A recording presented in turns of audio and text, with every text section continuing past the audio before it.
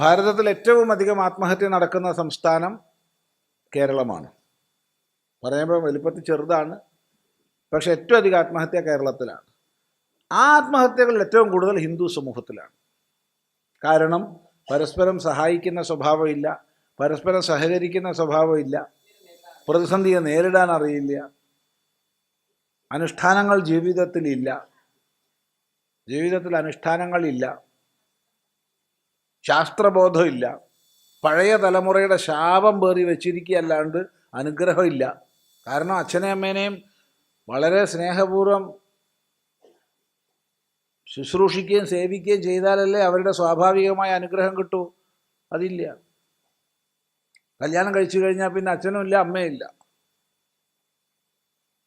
എന്നാൽ മുസ്ലിം സമൂഹത്തിൽ അങ്ങനെയല്ല. അവിടെ കുറേയെങ്കിലും അമ്മയോട് അച്ഛനോടുള്ള ആ സ്നേഹം, അവരെ നോക്കുന്നൊരു സ്വഭാവം, അതുകൊണ്ട് അവരുടെ അനുഗ്രഹം അതുണ്ട്.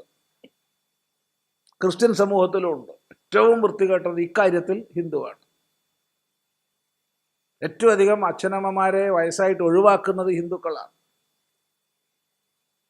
കല്യാണം കഴിച്ചു കഴിഞ്ഞാൽ പിന്നെ അവൾ മതി, അല്ലെങ്കിൽ അവൻ മതി, അച്ഛനും വേണ്ട അമ്മയും വേണ്ട. ഇനി എന്തെങ്കിലും അനുഷ്ഠാനങ്ങളുണ്ടോ? ഇല്ല.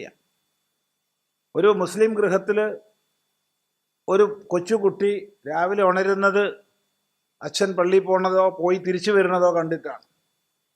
അമ്മ തൻ്റെ നമസ്കാരം ചെയ്യുന്ന ക്രിയയിൽ ഏർപ്പെട്ടിരിക്കുന്നതാണ് കുട്ടി കാണുന്നത്. ഇതുപോലെ രാത്രി ഉറങ്ങാൻ കിടക്കുന്ന സമയത്ത് രാത്രി നമസ്കാരം കഴിഞ്ഞ് അച്ഛൻ വരുന്നതും, അതുപോലെ അമ്മ ഭക്തിപൂർവ്വം നമസ്കരിക്കുന്നതുമാണ് കാണുന്നത്. ക്രിസ്ത്യൻ ഗൃഹങ്ങളിൽ രാവിലെ കുറച്ച് മോശമാണ്, വൈകുന്നേരം എന്തായാലും കുടുംബ പ്രാർത്ഥനയാണ് കാണുന്നത്. രാത്രി ഹിന്ദു വീട്ടിൽ എന്താ കാണുന്നത്?